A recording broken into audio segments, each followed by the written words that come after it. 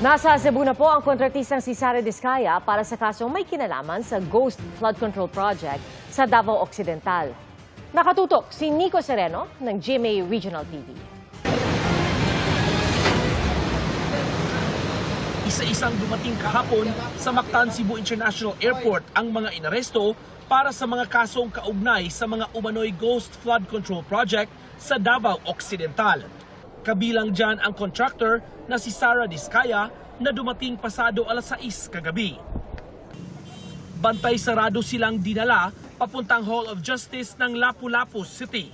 Ang RTC Branch 27 ng lungsod ang naglabas ng arrest warrant kay Diskaya at siyam na individual na nahaharap sa kasong graft at malversation of public funds.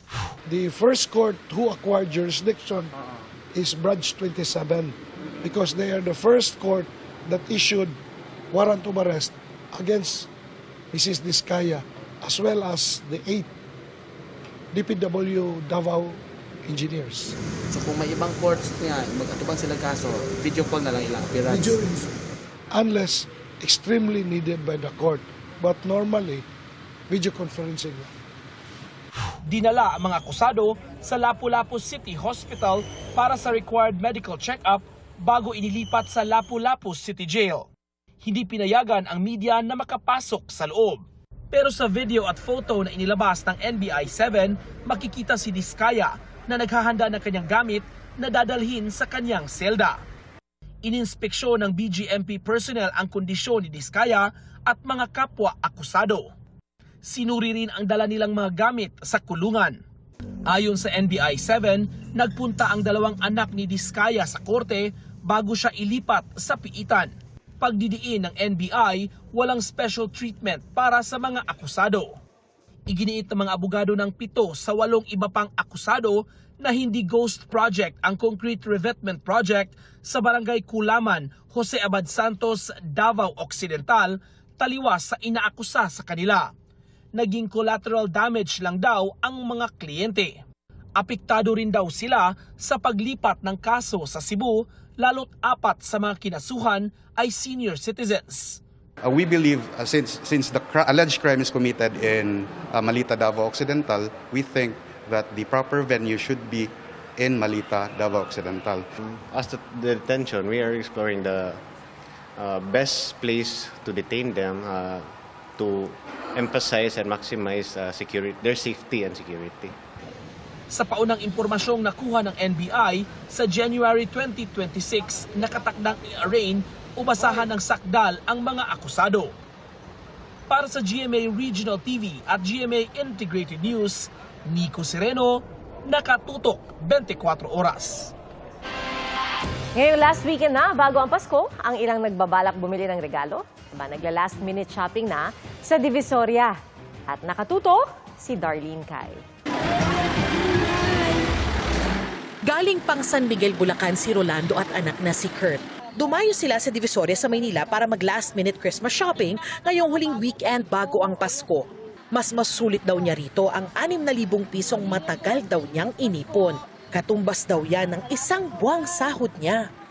Siyempre, minsan lang sa isang taon ng Pasko, kailangan natin yung mga bago ng anak, mga damit ng anak. Pasalamat po sa pinigay niya po sa akin. Sana po magtagal po kayo.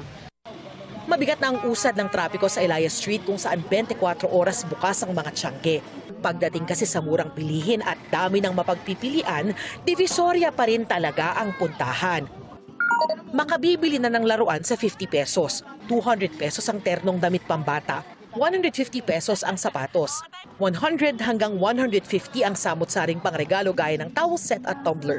May mga gift wrapper na rin na 5 pesos ang isa.